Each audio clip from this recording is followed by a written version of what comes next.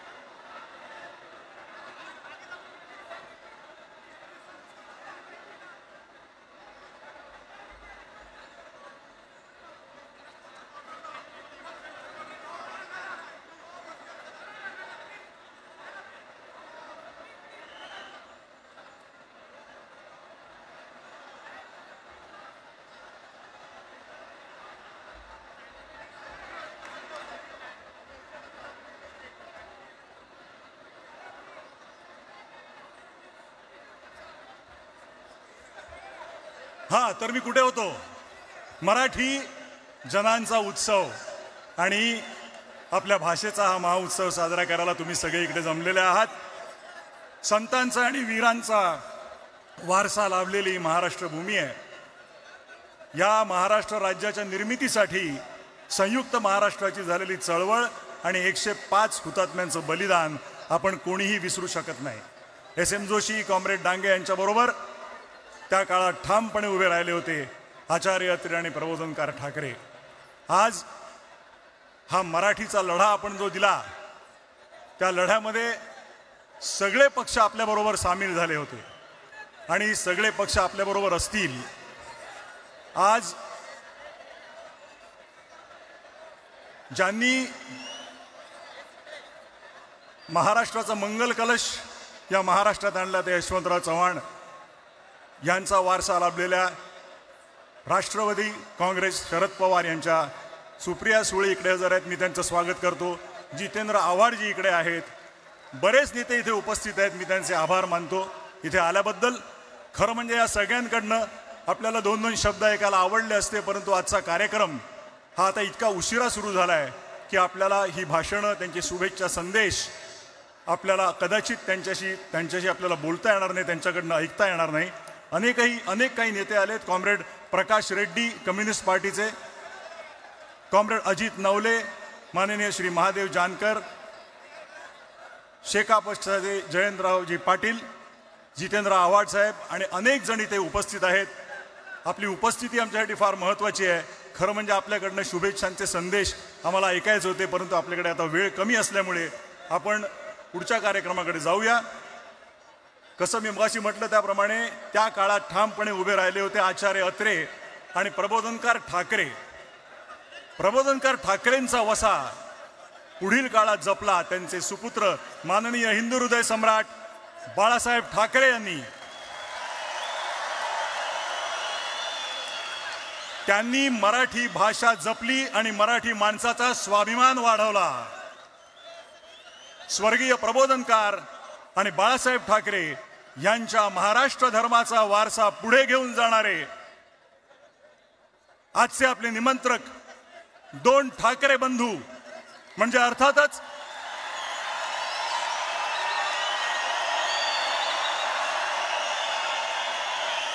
शिवसेना पक्षप्रमुख उद्धव साहेब ठाकरे आणि महाराष्ट्र नवनिर्माण सेनेचे अध्यक्ष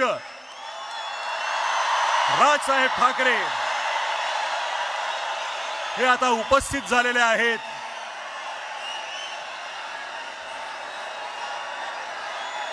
ज्या ऐतिहासिक क्षणाची आपण वाट पाहत आहोत, मी त्या दोन्ही नेत्यांना विनंती करतो त्यांनी ह्या मंचावर यावं आणि मराठीचा आवाज किती बुलंद आहे ते दाखवून द्यावं. आपण स्थानापन्न व्हावं.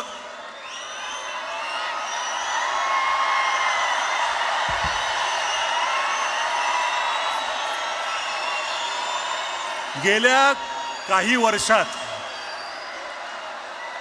जरा थोडंसं माझं ऐकून घ्या,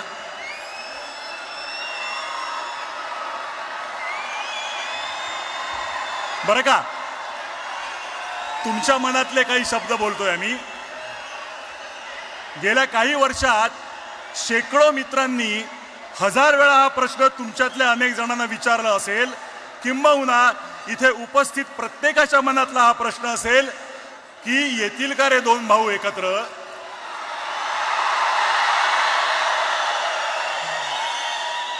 कोणी दोघांशी बोलून होईल का हो काही, पण असं दुसऱ्या तिसऱ्याने बोलून ऐकणार असतील तर ते ठाकरे कसले. त्यांना स्वतःला पटलं तरच ते ती गोष्ट करणार, आणि त्यांना पटणारं एका मंचावर आणणारं एक निमित्त घडलं. मराठी भाषेवर अन्याय करण्याचा प्रयत्न झाला आणि हे दोन वाघ चवताळून उठले. मराठी अभिजात भाषा होतीच, आहे आणि असेल, पण मागल्या दाराने तिसरी भाषा घुसवून माय मराठी संपवण्याचे डावपेच सुरू झाले. आणि ते उधळून लावण्यासाठी हे दोघे आणि इतर सर्व राजकीय पक्ष जे समोर बसलेत ते आपापसातले मतभेद विसरून सगळे एकत्र उभे ठाकरे, सगळे एकत्र उभे ठाकरे ठाकले. फक्त राजकीय पक्ष नव्हे तर अनेक सामाजिक संघटना, साहित्यिक, कलावंत, पत्रकार, शेतकरी, कामगार आणि मराठी माणूस एक झाला. सर्वांची भावना एक झाली. महाराष्ट्रावर केली सक्ती तर आम्ही दाखवू आमची शक्ती. आणि ही शक्ती दिसताच समस्त मराठी जनांना अन्यायकारक वाटणारा तो शासन निर्णय मागे घेण्यात आला. सर्वांबरोबर तुम्हा दोघांचंही हार्दिक अभिनंदन. मी आता माननीय राजसाहेब, आपण बऱ्याच वेळा हे बोलला आहात की भाषा मारली की संस्कृती संपवता येते, स्वातंत्र्य संपवता येतं. आपली मराठी संस्कृती जपण्यासाठी ती जाणून घेणं गरजेचं आहे. वाचन संस्कृती वाढणं, उत्तम संगीत, नाटक, चित्रपट होणं, मराठी ही व्यवहाराची आणि रोजच्या जगण्याची भाषा होणं असं तुम्ही मानता. परवाच तुम्ही बोलताना म्हणालात की बाकी काहीही चालेल पण मराठीच्या बाबतीत तडजोड नाही. आज ह्या दिवशी तुम्हाला भाषा, मराठी माणूस, महाराष्ट्र याबद्दल काय बोलावं असं वाटतं ते ऐकण्यासाठी आम्ही उत्सुक आहोत. मी विनंती करतो माननीय श्री राजसाहेब ठाकरे यांना की त्यांनी आपलं मनोगत व्यक्त करावं.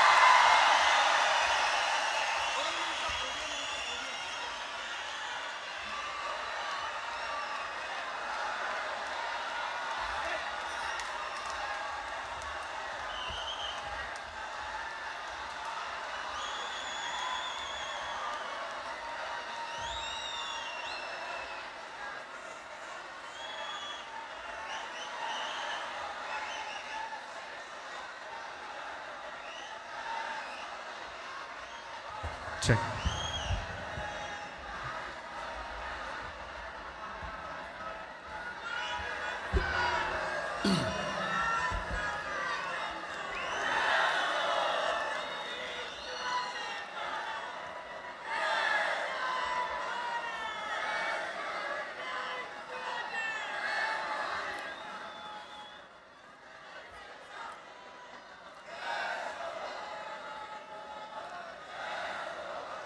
सन्माननीय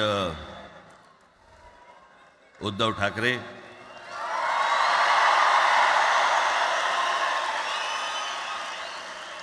आणि माझ्या जमलेल्या सर्व तमाम मराठी बांधवांनो, भगिनींनो आणि मातांनो,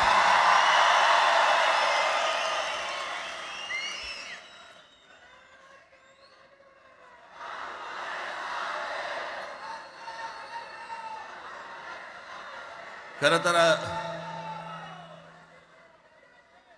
दोघांची भाषणं संपली ना की एकत्र आरोळ्या ठोका.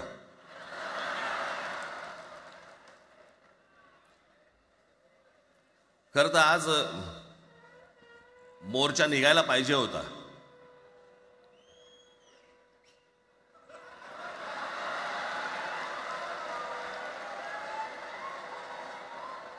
तोंडानेच आहे ना.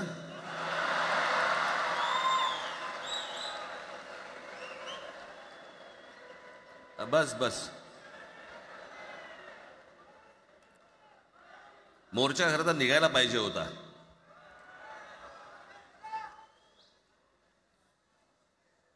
मराठी माणूस कसा सर्व बाजूने एकवटतो याचं एक चित्र मोठ्या प्रमाणावरती उभं राहिलं असतं.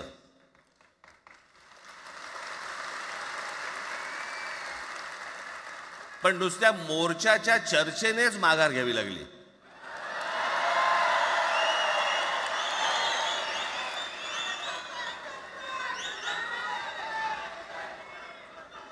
खरं तर आजचाही मेळावा हा खरं तर शिवतीर्थावरती मैदानात व्हायला पाहिजे होता.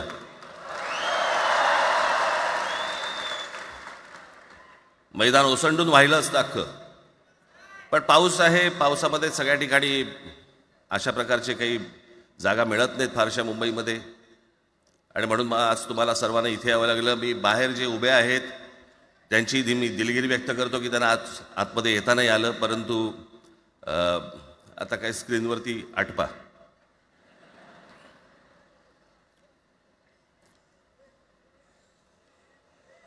मी माझ्या मुलाखतीमध्ये एक म्हटलं होतं की ज्याच्यातनं या सगळ्या गोष्टी खरं तर सुरू झाल्या.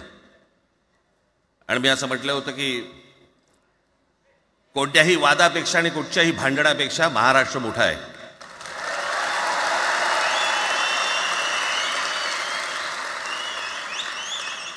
आज जवळपास 20 वर्षानंतर मी आणि उद्धव आम्ही एका व्यासपीठावरती आज येतो आहोत.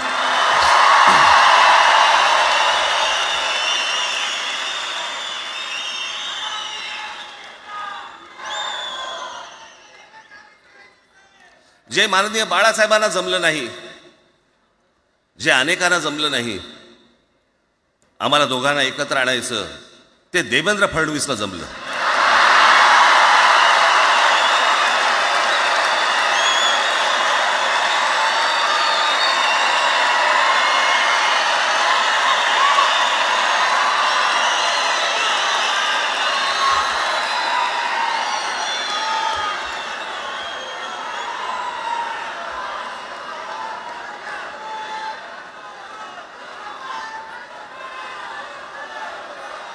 आता बऱ्याच सगळे चॅनल्सचे सगळे कॅमेरे तिकडे लागले, तिकडे लागले, इकडे लागलेत. आता संध्याकाळी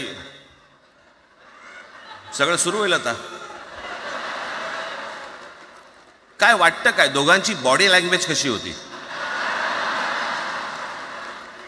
कोणी कमी हसलं का, कोणी जास्ती हसलं का, कोणी बोलतायत का? आपल्याकडे मूळ विषय सोडून इतर गोष्टींमध्येच फार रस असतो अनेकांना. खरं तर आजचा हा मेळावा, मोर्चालाही तीच घोषणा होती, आजच्या मेळाव्यालाही तीच घोषणा आहे की कुठचाही झेंडा नाही, मराठी हाच अजेंडा.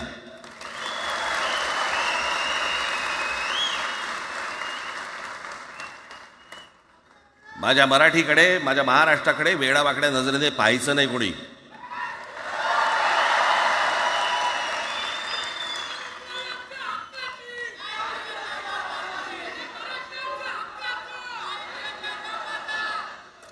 ठरलं ना आपलं सगळ्यात शेवटी द्यायच्या घोषणा. बसा, शांत बसा. खरं तर हा प्रश्नच अनाठाई होता, काही गरजच नव्हती. हे कुठून अचानक हिंदीचं आलं मला काही कळलं नाही. मला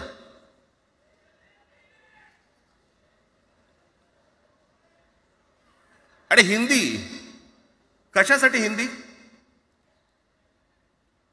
कोणासाठी? हिंदी त्या लहान लहान मुलांवरती जबरदस्ती करताय तुम्ही.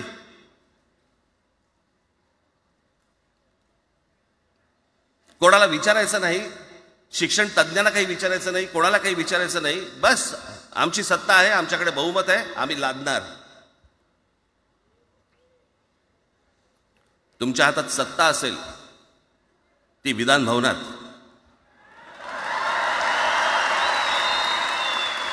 आमच्याकडे सत्ता आहे रस्त्यावर.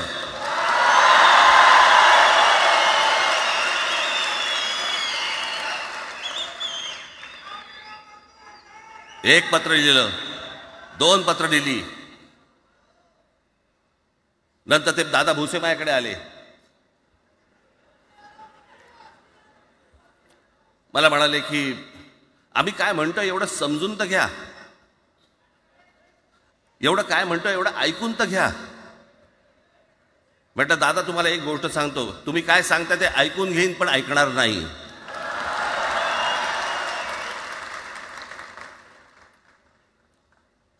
मराठीच्या विषयामध्ये त्याच्यात तुम्ही तिसरी भाषा लादताय, त्रिभाषा सूत्र. कुठलं त्रिभाषा सूत्र आणलं? त्रिभाषा सूत्र ज्या वेळेला आलं ते फक्त सेंट्रल गव्हर्नमेंट आणि राज्य सरकार, केंद्र सरकार आणि राज्य सरकार यांच्यामधल्या दुव्यासाठी म्हणून हे त्रिभाषा सूत्र फक्त आणलं. आज कोर्टातही नाही, तुम्ही हायकोर्टात जा, सुप्रीम कोर्टात जा, इंग्रजीमध्ये सगळ्या गोष्टी होतात. कुठे आहे त्रिभाषा सूत्र? मग मला सांगायला लागले म्हणे केंद्रीय शिक्षण धोरणामध्ये, त्या धोरणातही नाही ना, केंद्राच्या शिक्षण धोरणात, इतर कोणत्या राज्यातही नाही.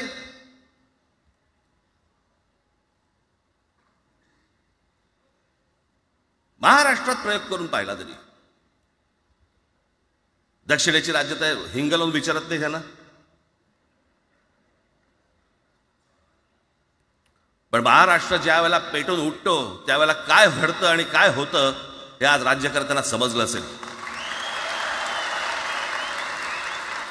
त्याशिवाय का माघार घेतली?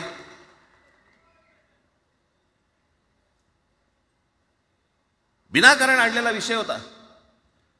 मी त्याशी त्या भोसेना सांगितलं, म्हटलं मला सांगा उत्तर प्रदेश, बिहार, राजस्थान, मध्य प्रदेश कोणती तिसरी भाषा आणणार आहात? खरं तर आणली पाहिजे.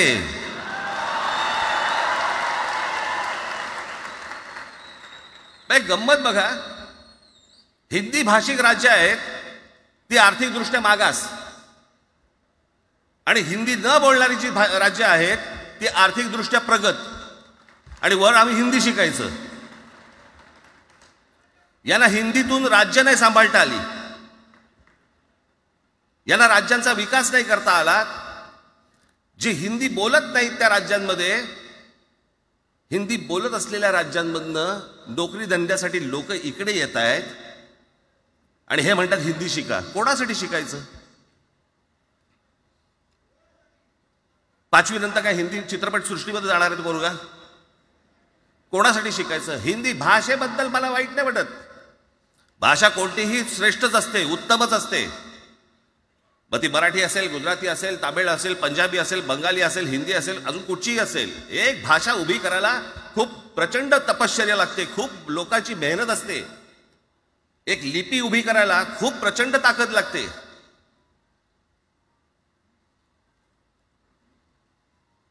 अशाच भाषा काय उभ्या राहत नसतात.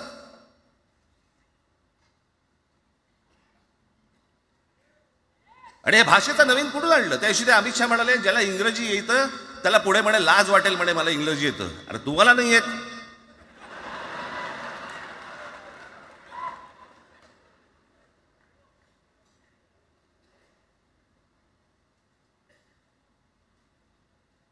या संपूर्ण हिंद प्रांतावरती 125 वर्ष, 125 वर्ष मराठ्यांनी राज्य केलं. 125 वर्ष इतक्या राज्यांवरती आम्ही राज्य केलं. तो त्यावेळेला राज्यच नव्हती, पण जे प्रदेश होते त्याच्यावरती राज्य केलं. आम्ही मराठी लादली गुजरातवरती, मध्य प्रदेशवरती, राजस्थानवरती, पंजाबवरती, इतर सगळ्या प्रांतांवरती जिथे जिथे म्हणून अटोकपर्यंत पोहोचले होते मराठा साम्राज्य, आम्ही लादली. अरे हिंदी भाषा आहे 200 वर्षापूर्वीची भाषा आहे, महाराजांच्या काळात पण नव्हती.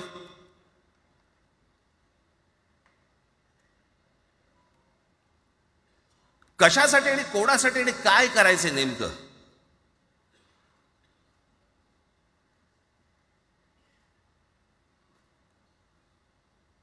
यांनी फक्त चाचपडून पाहिलं, चाचपडून. मुंबई स्वतंत्र करता येते का याच्यासाठी अगोदर जरा थोडंसं भाषेला डिवचून बघू. महाराष्ट्र शांत राहिला तर पुढे ते पाऊल टाकू.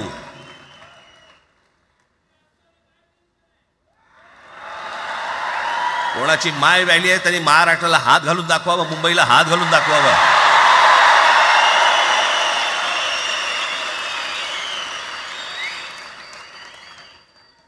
काय मजाक वाटला काय? आम्ही शांत आहोत याचा अर्थ गांडू नाही आहोत.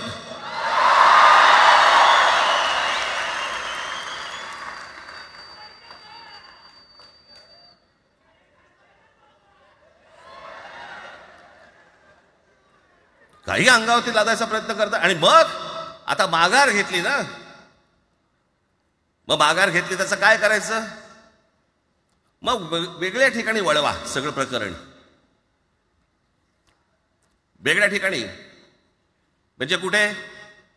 ठाकरेंची मुलं इंग्रजी मीडियम मध्ये शिकली, बरं, मग पुढे? म्हणजे दादा भुसे मराठी मीडियम मध्ये शिकून शिक्षण मंत्री झाले, देवेंद्र फडणवीस इंग्रजी मीडियम मध्ये शिकून मुख्यमंत्री झाले. कुठे काय शिकले याचा काय संबंध?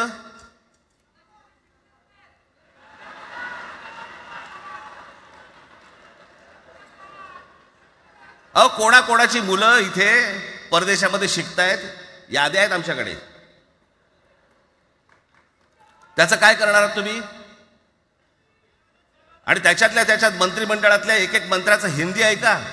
फेफरं येईल, फेफरं.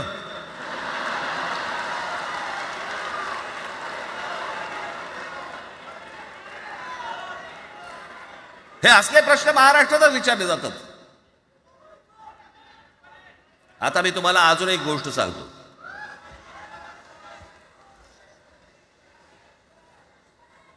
आम्ही मराठी मीडियम मध्ये शिकलो, हो शिकलो. आमची मुलं इंग्रजी मीडियम मध्ये शिकली, हो शिकली. मग याच्यावरती तुम्ही प्रश्न काय उपस्थित केला? ह्यांना मराठीचा पुळका कसा? हे इंग्रजी मीडियम मध्ये टाकतात. बरं, माननीय बाळासाहेब ठाकरे आणि माझे वडील श्रीकांत ठाकरे हे इंग्रजी मीडियम मध्ये शिकलेले आहेत. या दोघांवरती तुम्ही मराठीबद्दल शंका घेऊ शकता का?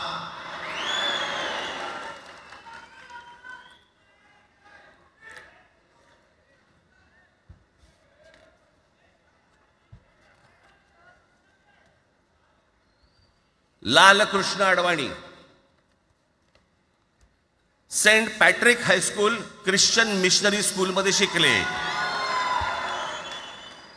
हिंदुत्वावर शंका घेऊ का त्यांच्या? कॉन्व्हेंट स्कूल मध्ये शिकलेले आहेत अडवाणी. दक्षिण भारतामध्ये बघा, तामिळच्या प्रश्नावरती, तेलुगूच्या प्रश्नावरती कडवटपणे समोर येऊन उभे राहतात. कोण विचारते ना तुमची मुलं कुठे शिकली आणि तुम्ही कुठे शिकलात?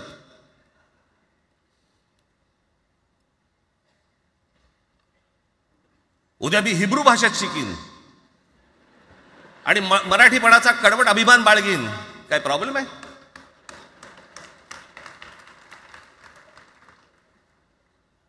मी आता तुमच्याकडे दक्षिणेतले इंग्रजीमध्ये, मी अगदी थोडक्यात यादी आणली आहे. दक्षिण भारतातील इंग्रजी माध्यमात शिकलेले नेते आणि अभिनेते: Jayalalithaa Doveton English medium school, Stalin English medium school Loyola, Kanimozhi presentation convent school, Udhayanidhi म्हणजे करुणानिधींचा नातू डॉन बॉस्को, चंद्रबाबू नायडू वडील इंग्लिश टीचर होते, शिक्षण इंग्रजी माध्यमात झालं. पवन कल्याण आंध्र उपमुख्यमंत्री, शिक्षण सेंट ॲन. नारा लोकेश NTRचा नातू, चंद्रबाबूंचा मुलगा, Stanford school. Kamal Haasan Santhome high school. अभिनेता विक्रम मॉटफोर्ड स्कूल. अभिनेता Suriya English medium. AR Rahman आधी पद्मशेषाद्री बालभवन आणि नंतर मद्रास क्रिश्चनी हायस्कूल. परवा दिवशीचा एक प्रसंग सांगतो. एका व्यासपीठावरती तामिळनाडूमध्ये AR रहमान व्यासपीठावरती उभे होते. काहीतरी कार्यक्रम होता. त्या बाई तामिळमध्ये बोलत होत्या. अचानक ती बाई हिंदीत बोलायला लागली. त्याच्यावरती रहमानने तिच्याकडे असं बघितलं, बोलला हिंदी, आणि व्यासपीठावरनं खाली उतरला.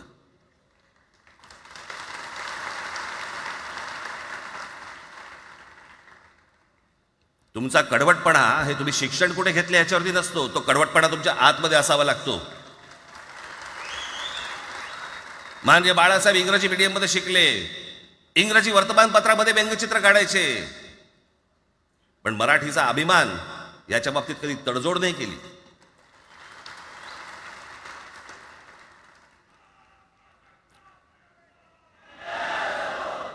म्हणे एक भाषा म्हणे सगळ्यांनाच बांधून ठेवते. कुठची एक भाषा? आजपर्यंत काय वाकडं झालं? म्हणजे आपल्या संरक्षण खात्यामध्ये घ्या. आपल्या संरक्षण खात्यामध्ये जेवढी रेजिमेंट्स आहेत, मी फक्त तुम्हाला नावं वाचून दाखवतो. मद्रास रेजिमेंट आहे, राजपुताना रायफल्स आहे, राजपूत रेजिमेंट आहे, डोगरा रेजिमेंट आहे, सीख रेजिमेंट आहे, जाट रेजिमेंट आहे, पॅराशूट रेजिमेंट आहे, पंजाब रेजिमेंट आहे, ग्रेनेडियर्स आहेत, सीख लाईट इन्फंट्री आहे, मराठा लाईट इन्फंट्री आहे, गढवाल रायफल्स आहे, कुमाऊ रेजिमेंट आहे, आसाम रेजिमेंट आहे, बिहार रेजिमेंट आहे, महार रेजिमेंट आहे, जम्मू काश्मीर रायफल्स आहे, जम्मू आणि काश्मीर लाईट इन्फंट्री आहे, नागा रेजिमेंट आहे, गोरखा रायफल्स आहे, गोरखा रायफल्स आहे, त्याच्यानंतर तुमचं लडाख स्काउट्स आहे, अरुणाचल स्काउट्स आहे, सिक्कीम स्काउट्स आहे. इतक्या राज्यांच्या आज आपल्या संरक्षण खात्यामध्ये लोक आहेत आणि इतक्या रेजिमेंट्स आहेत. शत्रू दिसला की एकत्र तुटून पडतात ना. भाषेचा प्रश्न येतो कुठे?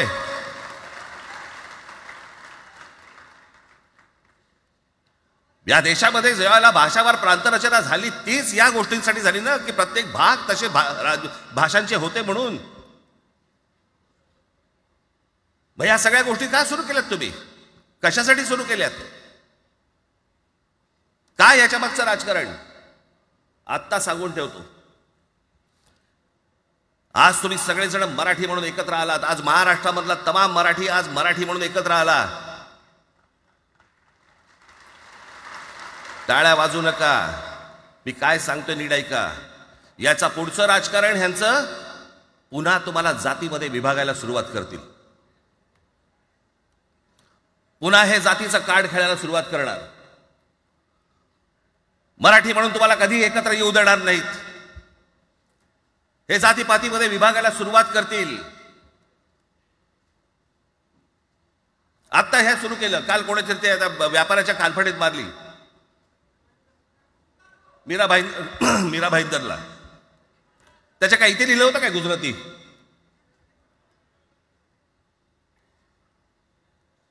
पण एवढंही आपल्याकडे काही जे चॅनलमध्ये, मराठी नाहीत इतर चॅनलमध्ये, हिंदी आणि याच्यात गुजराती माणसाला मारला. कुठच्या गुजराती माणसाला मारला?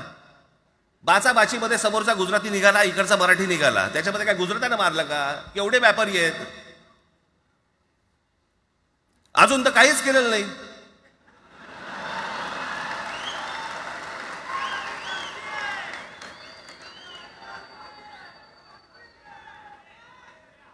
अर्थात त्यांना मराठी आली पाहिजे याच्याबद्दल वाद नाही. विनाकारण उठसूट काय मारामारी करायची गरज नाही आणि मारायची गरज नाही. पण जर जास्ती नाटकं केली तर कानाखाली आवाज काढलाच पाहिजे तुम्ही. पण चूक त्यांची असली पाहिजे. आणि एका गोष्टीचं लक्षात ठेवा, अशी कधी गोष्ट कराल त्याचे व्हिडिओ काढू नका.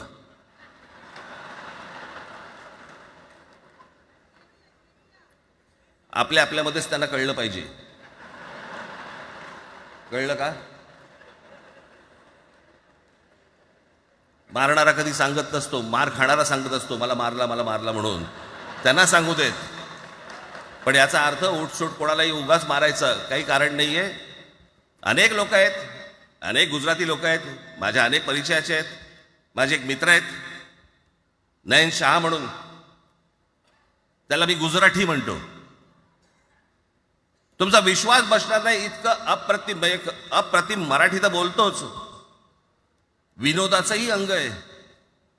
आणि शिवाजी पार्क मैदानामध्ये फिरताना कानाला हेडफोन लावून पु ल देशपांडे ऐकणारा गुजराती आहे.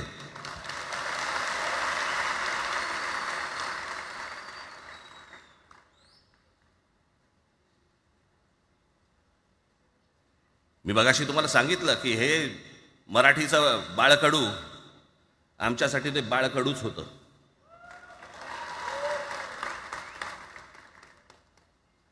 मी मागे एक प्रसंग सांगितला होता, आज मुद्दामून तो प्रसंग सांगतो आपल्याला की हे आमच्या धमन्यांमध्ये आलं कुठून. मी एवढा महाराष्ट्रासाठी मराठीसाठी कडवट का झालो. लहानपणापासूनचे अनेक प्रसंग आहेत माननीय बाळासाहेबांबरोबरचे, पण मी एक प्रसंग कधीही विसरणार नाही. आणि तो 1999 सालचा आहे. त्या 1999 साली शिवसेना भारतीय जनता पक्षाची युती सरकार येणार नाही अशी परिस्थिती होती.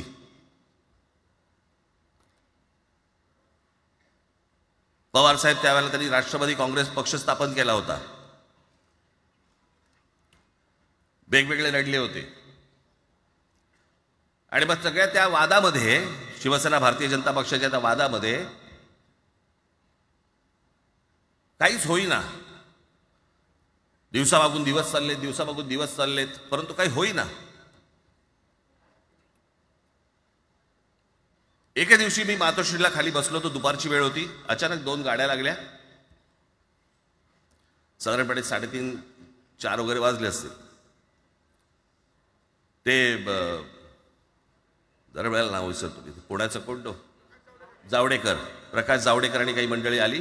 मला म्हणाले, राज बाळासाहेबांना अर्जंट भेटायचं आहे. म्हटलं आत्ता ते भेटणार नाही. म्हटलं ती त्यांची झोपायची वेळ आहे. नाही म्हणे अर्जंट आहे. म्हटलं नाही भेटणार. म्हटलं मी तुम्हाला सांगतो. म्हटलं काय विषय काय. म्हटलं मी बोलायचं काम करतो. म्हटलं काय विषय काय. आणि त्यांना सांगा मुख्यमंत्री पदाचा विषय झालेला आहे. म्हटलं अच्छा, अरे वा. म्हटलं काय झालं. सुरेशदादा जैन यांना दोन्ही बाजूने आम्ही ठरवलंय की त्यांना मुख्यमंत्री करायचं. एवढं फक्त बाळासाहेबांना सांगायचं. ठीक आहे. मी वर गेलो. रूममध्ये काळोख, शांतता.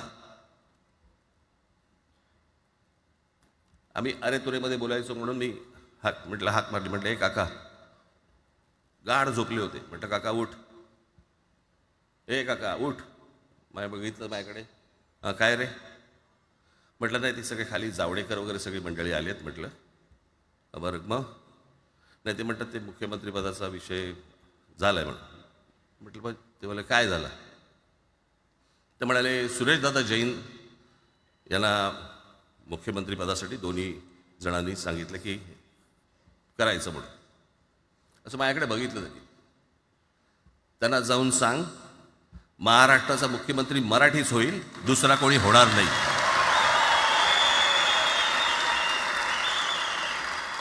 मराठी या एका विषयासाठी मला तिकडे कळलं की या माणसाने सत्तेवर लाथ मारली.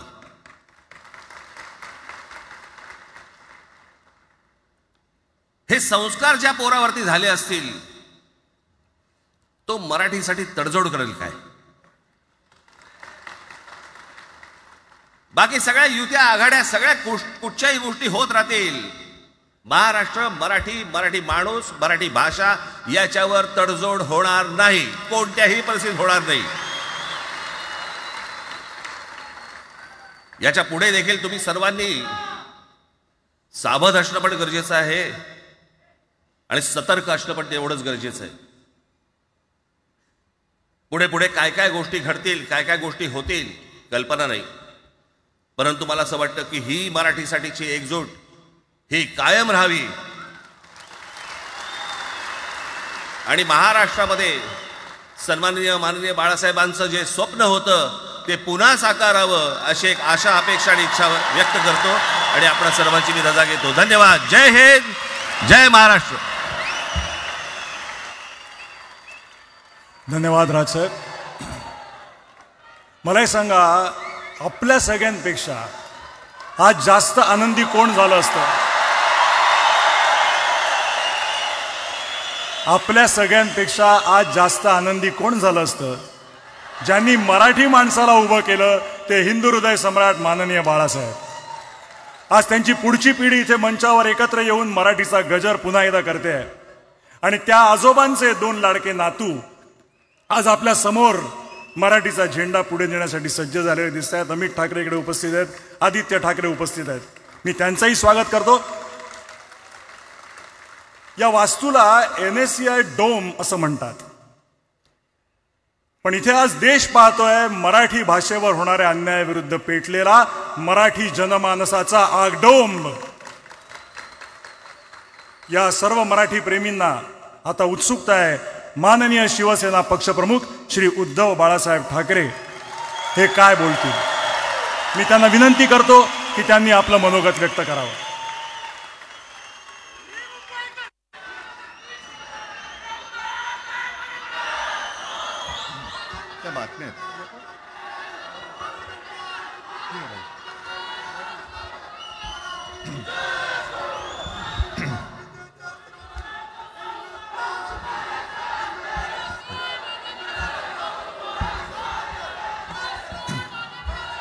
बऱ्याच वर्षानंतर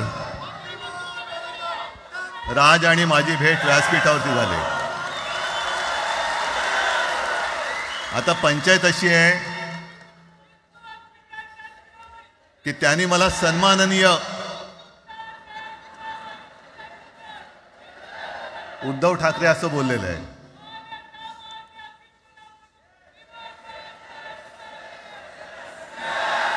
ठीक आहे. आणि साहजिकच आहे की त्याचंही कर्तृत्व आपण सर्वांनी पाहिलेलं आहे.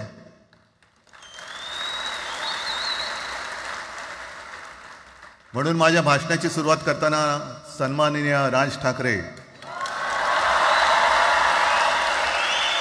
आणि जमलेल्या माझ्या तमाम मराठी हिंदू बांधवांनो, भगिनींनो आणि मातांनो,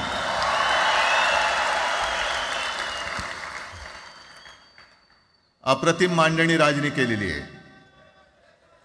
माझ्या भाषणाची काय आवश्यकता आहे असं मला वाटत नाही, कारण आजच्या कार्यक्रमाची घोषणा झाल्यानंतर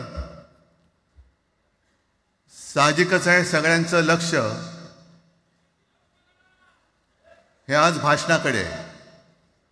पण वैयक्तिक मला असं वाटतं की आज आमच्या भाषणांपेक्षा आमचं एकत्र दिसणं हे महत्त्वाचं आहे. सर्वप्रथम इकडे समोर सगळेजण बसलेत, ज्यांनी ज्यांनी मराठी भाषेसाठी पक्षभेद विसरून एक मराठी माणसाची वज्रमूठ दाखवली, त्या सगळ्यांना धन्यवाद देतोय. दीपक पवार पण त्याच्यात आहेत, सगळेच आहेत, मुणगेकर साहेब आहेत, सुप्रियाताई आहेत, सगळेच आहेत. कोणाकोणीचे नाही. महादेवराव बसले. महादेवराव आपल्याला सुद्धा बऱ्याच वर्षांनी पाहिलं. काय वेळेला काय जानकर बी अनजान होते, असं होतं. पण एक गोष्ट नक्की की आमच्या दोघांमध्ये जो काही अंतरपाठ होता तो आनाजी पंतांनी दूर केला.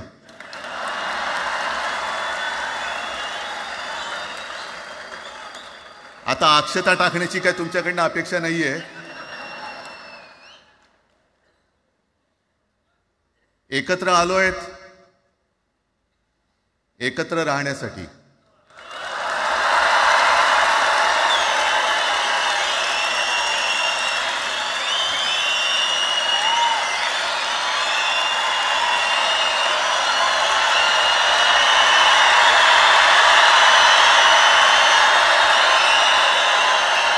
आणि मला कल्पना आहे,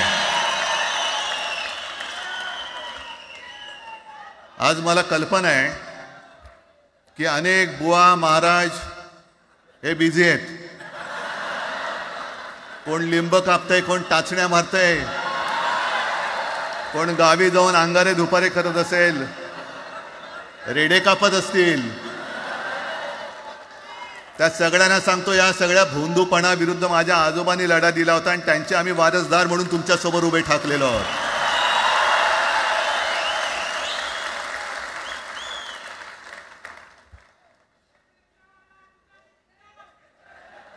नाही, सगळं आपणच करून ठेवलेलं आहे.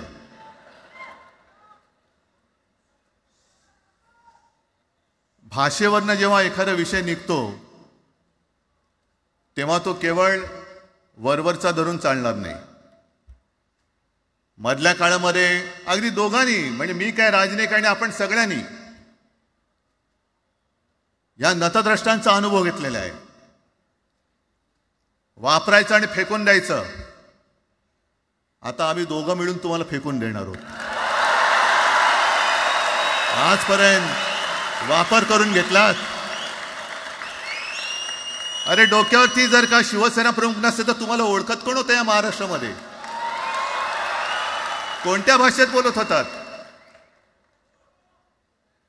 अगदी राज, तू सगळ्यांची शाळा काढली, मला एका प्रश्नाचं उत्तर पाहिजे. मोदींची शाळा कोणती?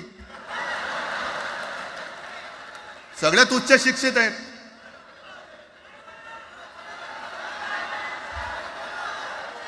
पण हे जे काय यांची मध्यंतर मी बोललो ना, भाजप ही अफवांची फॅक्टरी आहे. मधल्या काळात त्यांनी सुरू केलं होतं. उद्धव ठाकरेने हिंदुत्व सोडलं. हिंदुत्व ही कोणत्याही भाषेची मक्तेदारी नाही. आम्ही अस्सल मराठी बोलणारे तुमच्याही पेक्षा जास्त कडवट कट्टर देशाभिमानी हिंदू आहोत. तुम्ही काय आम्हाला हिंदुत्व शिकवताय? अरे 92-93 साली जेव्हा जे काय घडलं, देशद्रोही मातले होते, तेव्हा मुंबईतल्या अमराठी लोकांना सुद्धा हिंदू म्हणून माझ्या शिवसैनिकांनी, शिवसेना प्रमुखांच्या शिवसैनिकांनी व मराठी माणसांनी वाचवलेलं आहे. आणि देवेंद्र फडणवीस आज जे बोललेत, बातमी आले सगळीकडे, मी इकडे बातम्या आणल्यात. भाषेच्या नावाखाली गुंडगिरी सहन केली जाणार नाही. जर महाराष्ट्रामध्ये मराठी माणूस न्याय मागण्यासाठी आंदोलन करत असेल आणि त्याला जर का तुम्ही गुंड म्हणत असाल तर आम्ही गुंड आहोत.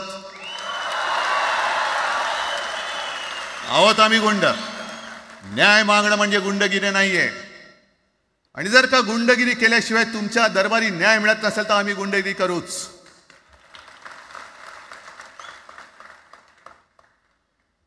पण हे सगळे राजकीय वाडगे. देवेंद्र फडणवीसांची आजचं वक्तव्य म्हणजे मला संयुक्त महाराष्ट्र चळवळीच्या वेळेला सखा पाटलांनी केलेलं एक वक्तव्य आठवते. हे असेच तेव्हाचे, म्हणजे जो दिल्लीत बसतो त्याचे पाय चाटणारे इथले राज्यकर्ते असतात, ते त्यांना मी बाडगे म्हणतोय.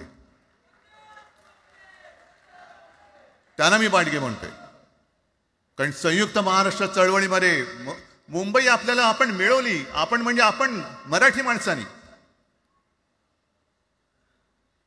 तेव्हाही तत्कालीन जे सत्ताधारी होते, हो अगदी काँग्रेस होतीच ना तेव्हा सत्तेवर, मुंबई मराठी माणसाला द्यायला तयार नव्हती. आणि तेव्हा सुद्धा एक मराठी माणूस, म्हणजे आज जे बोलतात ना आम्ही मराठी नाहीत का, अरे तुम्ही नुसतं नावाने मराठी आहात, तुमच्या अंगात मराठी रक्त आहे की नाही आता तपासावं लागेल.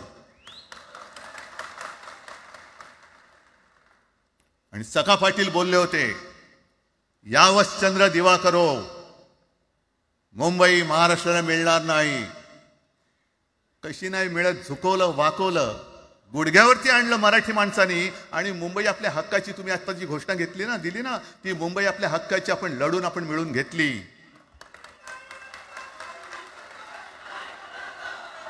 कशासाठी हा सगळा तुम्ही घोळ घालतात?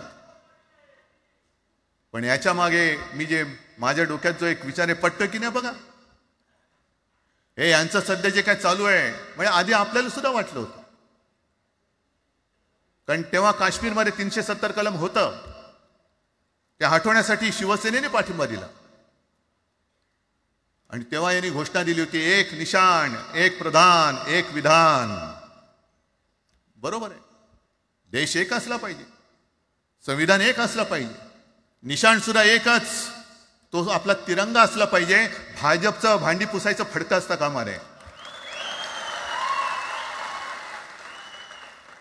ते फडकं म्हणजे आमचा राष्ट्रध्वज नाहीये. पण ते सगळं चाललंय एक एक एक एक.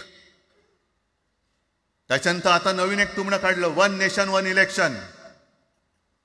म्हणजे हळुवारपणाने हे सगळं काही एक एक एक करत हिंदी, हिंदू, हिंदुस्तान, हिंदू आणि हिंदुस्तान मान्य आहे, पण हिंदीची सक्ती आम्हाला मान्य नाही. तुम्ही किती कमिट्या करा, हिंदीची सक्ती तुमचे 7 पिढ्या उतरल्या तरी आम्ही लावू देत नाही.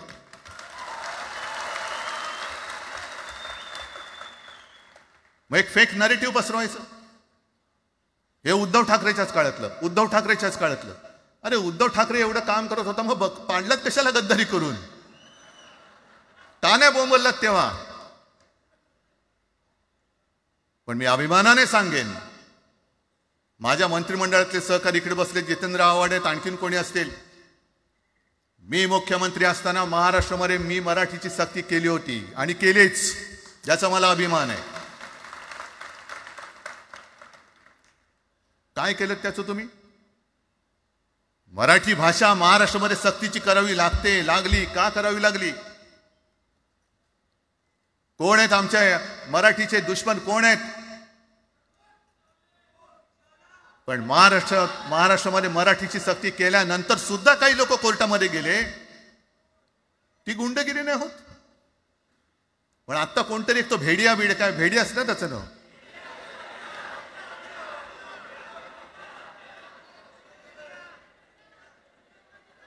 ही यांची सगळी पिलावळ आहे. तोडा फोडा आणि राज्य करा. आपण ज्या काही गोष्टी केल्या होत्या, हे म्हणतात म्हणे शिवसेनेने आजपर्यंत काय केलं? शिवसेना म्हणजे आता राज, मी तुला माझ्या सोबतच घेतो, कारण आपण तेव्हा एकत्रच होतो, आता सुद्धा पुढे एकत्र चाललेलो आहोत. त्याच्यामुळे आपलं सगळं तेव्हाच म्हणतोय, आपला एवढ्या वर्षाचा कालखंड. मराठी माणूस म्हणे मुंबई बाहेर नेला. मराठी माणूस आम्ही मुंबई बाहेर नेला असं जर का तुम्हाला वाटत असेल, तर 14 सालानंतर तुम्ही मुंबई आणि महाराष्ट्राचे जे काही लचके तोडलेत, मुंबईतून सगळे उद्योगधंदे, महाराष्ट्रातून उद्योगधंदे सगळे पळवले, आर्थिक केंद्र गेलं, हिरे व्यापार गेला, मोठमोठी ऑफिसेस गेली.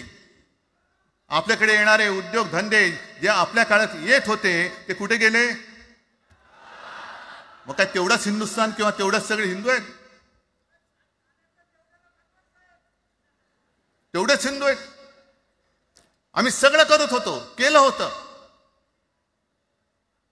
पण तुम्ही पहिल्या प्रथम आमच्यात गद्दारी करवलीत आणि तुम्ही आमचं सरकार पाडलं. ह्याचं कारण तुमचे जे मालक तिकडे बसलेले 2 व्यापारी, त्यांचे बूट चाटण्यासाठी तुम्ही हे सगळं करतात.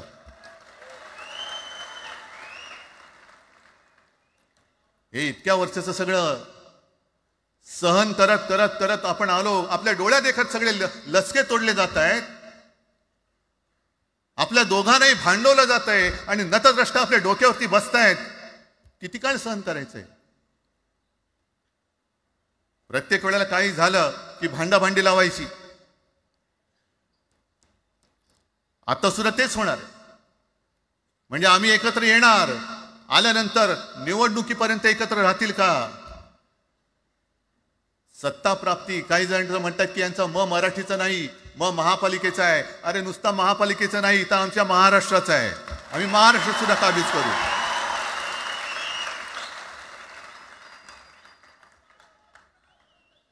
आज तर निवडणुका नाही आहेत.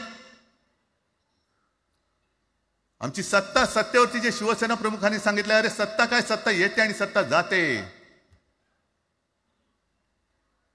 पण आपली ताकद ही आपल्या एकजुटीमध्ये असली पाहिजे. दर वेळेला संकट आलं की आपण सगळे मराठी एकवटतो आणि संकट गेलं की आपणच एकमेकांमध्ये भांडायला लागतो. आता नको, हा नतद्रष्टपणा आता करायचा नाहीये, अजिबात करायचं नाहीये.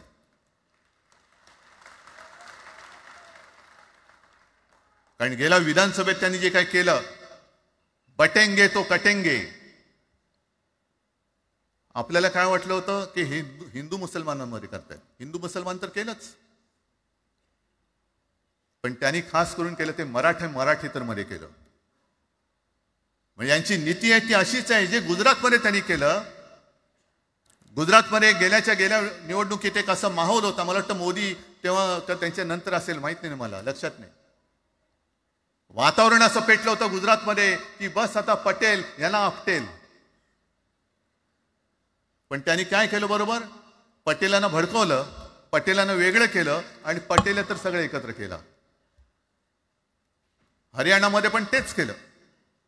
जाट लोकांना भडकवलं, जाट लोक एकत्र झाले त्यांना वेगळं केलं आणि जाटे तर सगळा जो काही समाज होता तो एकत्र करून तिकडे सत्ता प्राप्त केली. महाराष्ट्रामध्ये तेच केलं. मराठ्यांना उचकवलं आणि मराठी तर सगळा एकत्र केला. बटेंगे तो कटेंगे ही भीती त्यांच्यामध्ये निर्माण केली की बघा ते एकत्र झालेत, तुम्ही जर का फुटलात तर ते तुमच्या डोक्यावर बसतील. झाले एकत्र. मराठी माणूस मराठी माणसाची भांडला आणि दिल्लीचे गुलाम आपल्या डोक्यावरती राज्य करायला लागले. आणि आपण त्यांच्या पालख्या व्हायच्या. नुसते पालख्यांचे भय होणार की तुम्ही कधीतरी आपल्या माय मराठीला पालखीमध्ये सन्मानाने बसवणार आहात. बस झालं, आता यांची जोखड फेकून दिली पाहिजे. एकमेकांमध्ये भांडून त्यांचे जे काही डाव आहेत ते करत असतात. मी पेपरमध्ये बघितलं, काल बघितलं, आज बघितलं. आमचे पंतप्रधान जगभर फिरतायत. काय तो मोठा पट्टा घातलाय, स्टार ऑफ घाना. कुठे आला घाना देश?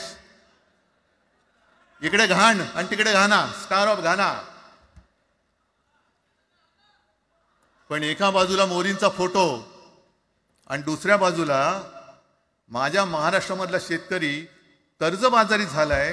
त्याला बैल सुद्धा तर पोचत नाही, बैल मिळत नाही म्हणून त्या नांगराचं जोखड घेऊन तो शेती करतोय. मग एका बाजूला हा शेतकरी, त्याच्या खांद्यावरती गळ्यामध्ये ते नांगराचं जोखड आहे आणि तिकडे आमचे पंतप्रधान स्टार ऑफ घाना. लाज वाटली पाहिजे, लाज. खरोखर लाज वाटली पाहिजे. आणि आजच पेपरमध्ये बातमी आले, 2 बातम्या आल्या की लाडक्या बहिणीचं पोर्टल आता बंद, नव्याने नोंदणी होणार नाही. बसा बोंबलत आता. आणि त्याही पेक्षा सगळ्यात भयानक गोष्ट म्हणजे संपूर्ण देशामध्ये सगळ्यात जास्त कर्जबाजारी शेतकरी कुठे असतील तर ते आपल्या महाराष्ट्रामध्ये आहेत. महाराष्ट्र आता थांबणार नाही, कर्ज काढतच राहणार. आणि ही यांची जी काही खेळी आहे, आपापसात भांडवायचं. मी एक साधी गोष्ट केली होती. जितेंद्र, तुम्हाला माहिती असेल, आपण तिकडे चौपाटीला, जिकडे बिर्ला मातोश्री बिर्ला क्रीडा केंद्र काय आहे, मराठी रंगभूमीचं दालन, मराठी रंगभूमीचा इतिहास सांगणारं दालन, त्याची निर्मिती करण्याचे सगळे आदेश वगैरे राज्यात सगळं झालं. आराखडा मंजूर केला मी. आणि 2-3 महिन्यापूर्वी बातमी आली की तो आराखडा यांनी केराच्या टोपलीत टाकला. ती जागा यांच्या मालकाच्या मित्राच्या घशात टाकतात. हा मराठीचा तुमचा अभिमान? मराठी भाषा भवनाची त्याचं भूमिपूजन मी केलं होतं. माझ्या सोबत अजित पवार होते, उपमुख्यमंत्री. कुठे गेलं मराठी भाषा भवन? कुठे गेलं मराठी भूमीचं रंगभूमीचं दालन? का तुम्ही आमची मराठी मारतात? का तुम्ही आमच्यावरती सक्ती करता आहात? अनेकदा सांगितलं की आम्ही कोणत्याही भाषेच्या विरोधात नाही आहोत, पण जर आमच्यावरती सक्ती करण्याचा प्रयत्न केला तर आमची शक्ती काय ती एकदा तुम्हाला अशी दाखवू की पुन्हा तुम्ही कधी डोकं वर नाही काढणार, पुन्हा डोकं वर काढणार नाही. या सगळ्या गोष्टींकडे आपण आज एकत्र आलेलो आहोत. पुन्हा आपल्यामध्ये काड्या घालण्याचे उद्योग होतील, कारण त्यांचा धंदाच तो आहे. एकतर कुठे, मी नेहमी सांगतो, कोणाच्याही लग्नामध्ये भाजपवाल्यानं बोलवू नका. येतील मस्त श्रीखंड, बासुंदी, पोळ्या बिळ्या खातील आणि त्याला नवरा बायकोत भांडण लावून दुसऱ्या लग्नात जेवायला जातील. बरं, एवढं केलं तरी बरं, नाही तर त्या पोरीलाच पळून घेऊन जातील. कारण ह्यांचं स्वतःच असं काहीच नाहीये. कोणत्याही लढ्यामध्ये कधीही भाजपा नव्हता. अगदी संयुक्त महाराष्ट्राच्या चळवळीमध्ये सुद्धा भाजप हा सगळ्यात शेवटी आला आणि 57ची निवडणूक झाल्यानंतर सगळ्यात पहिल्यांदा बाहेर पडला. हे जनसंघ, तेव्हाचा यांचा जो राजकीय नाव होतं जनसंघ, यांच्याकडनं आम्ही देशाभिमान शिकायचा, यांच्याकडनं आम्ही महाराष्ट्राचा अभिमान शिकायचा.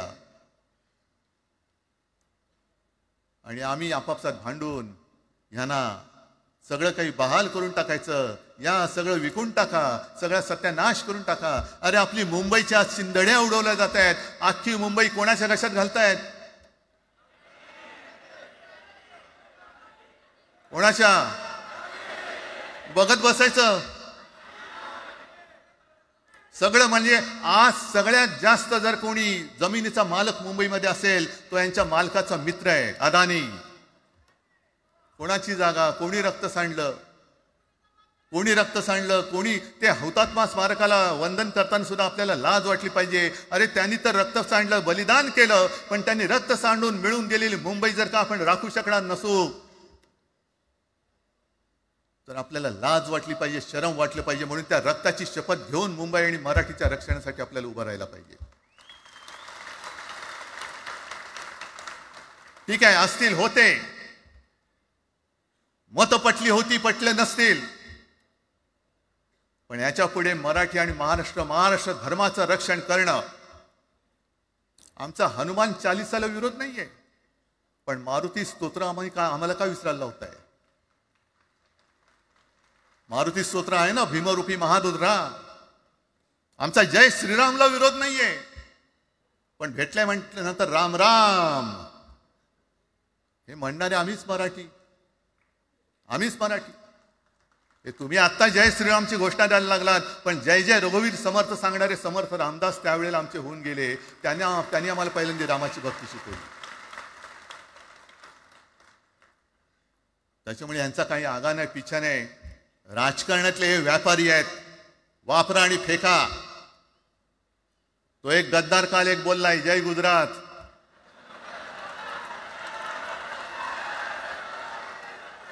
किती लाचारी करायची? तो पुष्पा पिक्चर पाहिल्यात तुम्ही सगळ्यांनी, दाढीवरनं हात फिरवून झुकेगा नाही साला. तसे हे गद्दार म्हणतात उठेगा नाही साला, कुछ भी बोलो उठेगाही नाही. अरे कसा उठणार? आहे का तुझ्याकडे उठण्यासारखं? म्हणजे विचार मी म्हणतोय.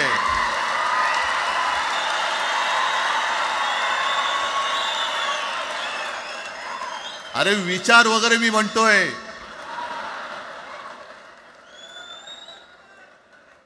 हिंदी भाषेच्या सक्तीला विरोध न करणारा बाळासाहेबांच्या विचाराचा पाईक असू शकेल?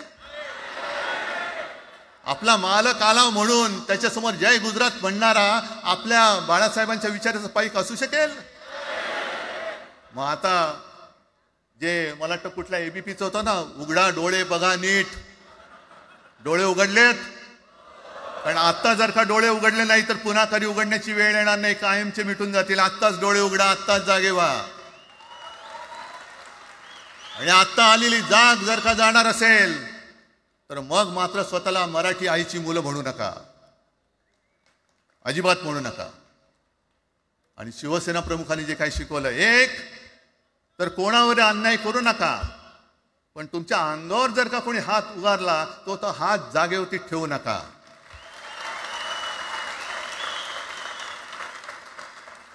देवेंद्र फडणवीस भाषिक गुंडगिरी सहन करणार नाही तुम्ही म्हणता आहात. मला एक मराठी माणूस असा दाखवा की जो आपल्या देशात इतर राज्यामध्ये जाऊन गुंडगिरी करू शकतो, हिंमत आहे त्याची? एक मराठी माणूस दाखवा. पण तुमचे सगळे चेले चपाटे उठतायत, कोणावरही आरोप करतायत, तमाशे करतायत. अरे कोणताही मराठी माणूस किंवा कोणताही भाषिक इतर प्रांतीय भाषेत तिकडे गेला, राज्यात गेला आणि दादागिरी करण्याचा प्रयत्न केला तर उभा चिरून टाकतील तिथली लोक. बंगालमध्ये जाऊन बघा, तमिळनाडूमध्ये जाऊन बघा. मग आम्ही आमच्या घरामध्ये आमच्या न्याय हक्काची गोष्ट केली, बरं कोणाशी भांडतो आहोत आम्ही? इथे सुद्धा काही अमराठी आले असतील, जसं राजने सांगितलं तसे आपले सगळ्यांचे अमराठी अनेक मित्र आहेत, पण त्यांच्यामध्ये आम्ही गुण्या गोविंदाने नांदतोय. मग हे गुण्या गोविंदाने नांदले, एकत्र राहिले तर आपली पोळी कशी भाजली जाईल? म्हणून तुम्ही आमच्या एकजुटीमध्ये विषाचा खडा टाकतात. हे सगळे तुमचे डाव आता उघड झालेले. तुम्ही वाटेल ते करा, पण मी आज महाराष्ट्राला आवाहन करतोय, म्हणजे विनंती करतोय की यापुढे कोणत्याही पक्षाचे आपण असू, जसं संयुक्त महाराष्ट्र समितीच्या वेळेला मराठी माणसाची एकजूट झाली होती, तशी एकजूट जर का आपण सगळ्या पक्षांनी मिळून अगदी भाजपमधल्या मराठी माणसांनी सुद्धा त्याच्यामध्ये आलं पाहिजे.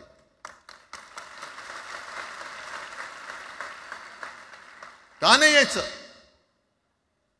ज्या राज्यामध्ये राहता, ज्या मातीमध्ये तुम्ही जन्माला आलात, ज्या आईच्या पोटी जन्म घेतलात, तिचे उघड उघड जर का हे झिंडोडे काढणार असतील आणि आपण आपले पक्षीय भेदाभेद घेऊन त्यांना पायघड्या घालणार असू, तर असं शंडाचं जीवन जगण्यापेक्षा मेलेलं बरं. महाराष्ट्र हा शूरांचा आहे, वीरांचा आहे, दगडांचा आहे, पण यांच्यासारखा धोंड्यांचा नाहीये. ही आपण आता एक शपथ घेतली पाहिजे. घेताय तुम्ही? घेतलेत की एकजूट केवळ आमचा कार्यक्रम. मी राजला परवा फोन केला, अरे जसं काय आपल्या पिक्चरचा प्रीमियर होता असं सगळेजण विचारतात आज कसं येऊ. हा प्रीमियर असेल, पण आजपासून सुरुवात झालेली आहे. आजपासून सुरुवात झालेली आहे. एक तर आम्ही कोणाशी दादागिरी करणार नाही, पण कोणी दादागिरी केली तर आम्ही ती सहनही करणार नाही. शिवसेना प्रमुखांनी तेव्हा जे सांगितलं होतं तेच परत एकदा सांगतोय. मराठा मराठेतर, ब्राह्मण ब्राह्मणेतर, 96 कोळी 92 कोळी, स्पृश्य अस्पृश्य, घाटी कोकणी, हे सर्व भेदाभेद गाडून मराठी माणसाची भक्कम एकजूट बांधा.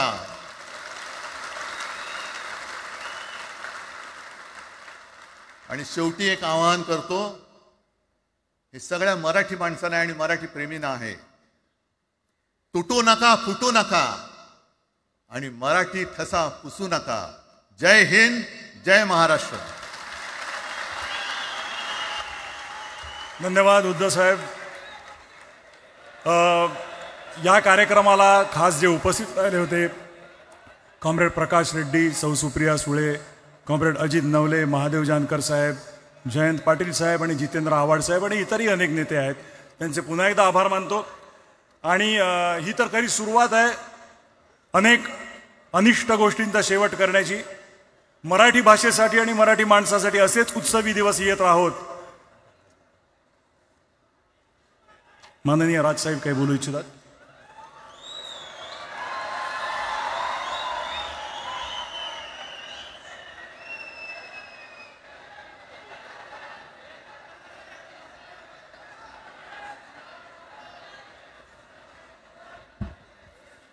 मला माफ करा, मगाशी माझ्या भाषणामध्ये त्या ओघात जे पक्ष या सगळ्या लढ्यामध्ये सामील झाले त्यांची नावं घ्यायला मी विसरलो.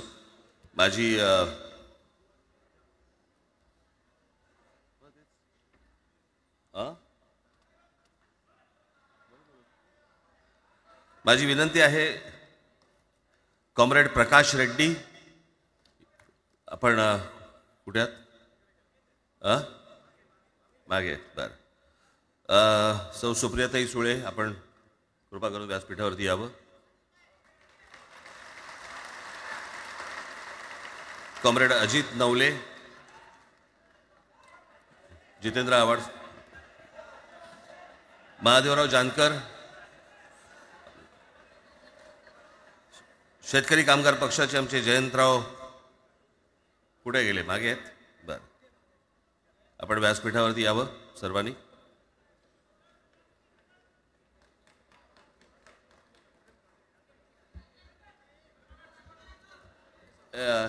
हे काढा सोड.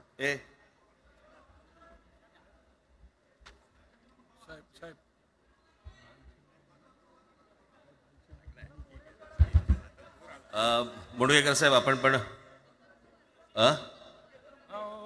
मुंडगेकर साहेब, आपण वरती यावं, व्यासपीठावरती यावं.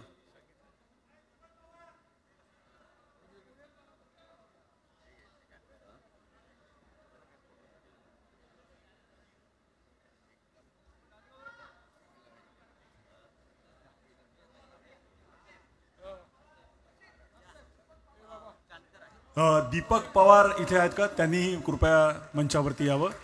दीपक पवार.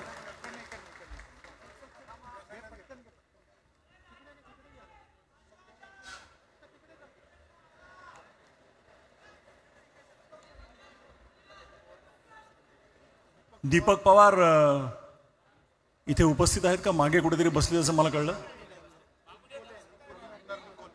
आणि आमदार निकोले इथे आले, त्यांनाही मी विनंती करतो. हा, दीपक पवार आले. दीपक पवार आले.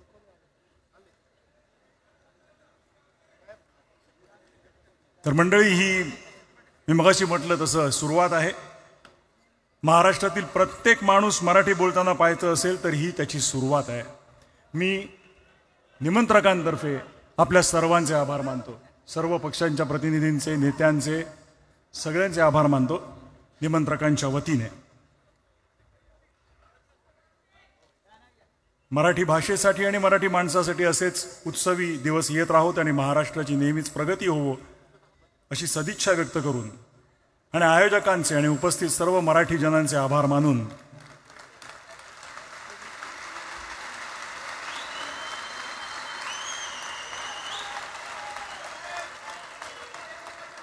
मी मगाशी सुरुवातीला जो म्हणालो हा एक महत्त्वाचा ऐतिहासिक क्षण आहे. या ऐतिहासिक क्षणाचे आपण सगळे साक्षीदार आहोत.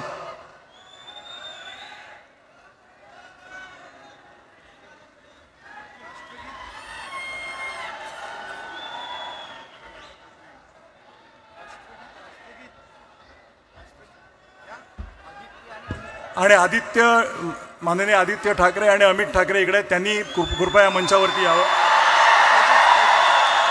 आणि तेजस ठाकरे यांनी यावं.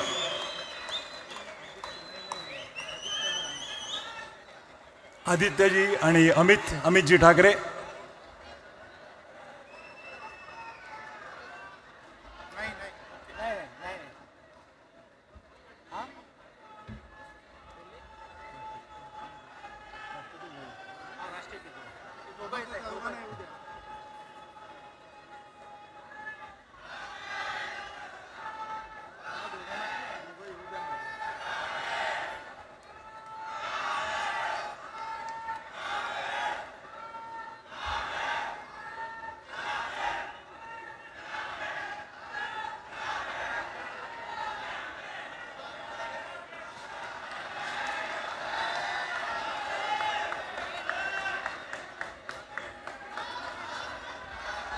आणि हो, संजयजी राऊत इकडे उपस्थित आहेत, त्यांनी इथे यावं.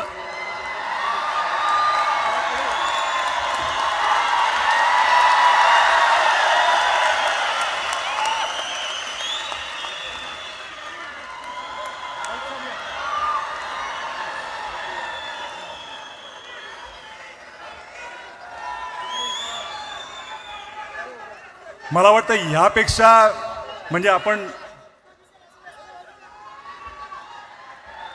तर आता मी मगाशी म्हटलं त्याप्रमाणे आवाज कुणाचा? आवाज मराठीचा. आवाज मराठीचा. आवाज कुणाचा? धन्यवाद. आणि आता मी विनंती करतो की राष्ट्रगीताची धून आपण लावूया आणि आपण हा कार्यक्रम संपल्याचं जाहीर करूया. राष्ट्रगीतासाठी सगळ्या जणांनी शिस्तीत उभं राहावं ही नम्र विनंती.